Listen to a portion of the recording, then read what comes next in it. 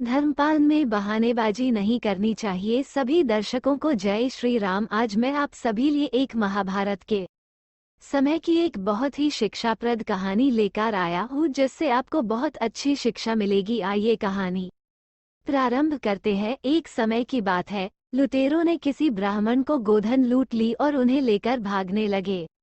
ब्राह्मण को बड़ा क्रोध आया और वो इंद्रप्रस्थ में आकर पांडवों के सामने करुण क्रंदन करने लगा। ब्राह्मण ने कहा कि पांडवों, तुम्हारे राज्य में दुष्टात्मा और क्षुद्र लुटेरे मेरी गाय छीनकर बलपूर्वक लिए जा रहे हैं। तुम दौड़कर इन्हें बचाओ। जो राजा प्रजा से कर लेकर भी उसको रक्षा का प्रबंध नहीं करता, वो निस्संदेह पापी है। मैं ब्राह्मण हूँ। गौओं का छिन जाना मेरे धर्म का नाश है। इस समय ये उचित है कि इस समय तुम पूरी शक्ति से मेरी गौओं की रक्षा करो।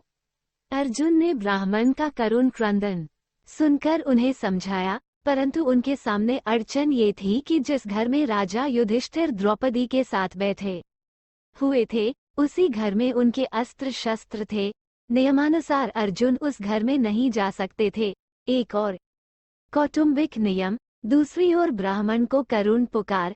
अर्जुन बड़े असमंजस में पड़ गए। उन्होंने सोचा कि ब्राह्मण का गोधन लौटाकर आंसू पोंछना मेरा निश्चित कर्तव्य है।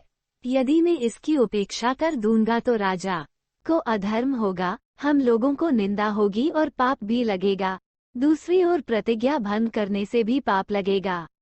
वन में जाना पड़ेगा। अच्छी बात है, मैं ब्राह्मण की रक्षा करूंगा। कोई रुकावट हो तो रहे।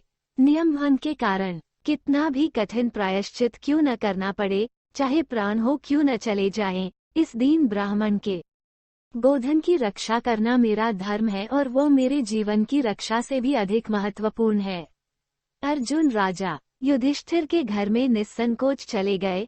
राजा से अनुमति लेकर धनुष उठाया और आकर ब्राह्मण से बोले, ब्राह्मण देवता, जल्दी चलो। अभी वे दुष्ट अधिक दूर नहीं गए हैं। उनसे गोधन का उद्धार कर लाएं। थोड़ी हो देर में अर्जुन ने बाणों की बौछार से लुटेरों को मारकर गौएं ब्राह्मण को सौंप दी। नागरिकों ने अर्जुन को बड़ी प्रशंसा की। कुरुवंशियों ने अभिनंदन किया।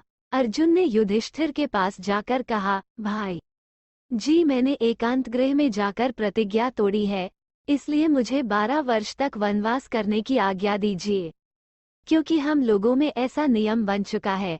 एकाएक अर्जुन के मुंह से ऐसी बात सुनकर युधिष्ठिर शोक में पड़ गए। उन्होंने व्याकुल होकर अर्जुन से कहा, भैया, यदि तुम मेरी बात मानते हो तो मैं जो कहता हूँ सुनो। यदि तुमने नियमभंग किया भी है तो उसे मैं क्षमा करता हूँ। मेरे अंतःकरण में उससे तनिक भी दुहक नहीं हुआ। तुमने तो बहुत अच्छा काम किया। बड़ा भाई स्त्री के साथ बैठा हो तो वहाँ छोटे भाई का जाना अपराध नहीं है। छोटा भाई स्त्री के साथ बैठा हो तो वहाँ बड़े भाई को नहीं जाना चाहिए। तुम वनवास का विचार छोड़ दो, न तो तुम्हारे धर्म का लोप हुआ है और न मेरा अपमान। अर्जुन ने कहा, आप ही कहते हैं कि धर्म पालन में बहानेबाजी नहीं करनी चाहिए। मैं शस्त्र छूकर सच सच कहता हूँ कि अपनी सत्य प्रतिज्ञा को कभी नहीं तोड़ूंगा। अर्जुन ने वनवास को दीक्षा ली और 12 वर्ष तक वनवास करने के लिए चल पड़े।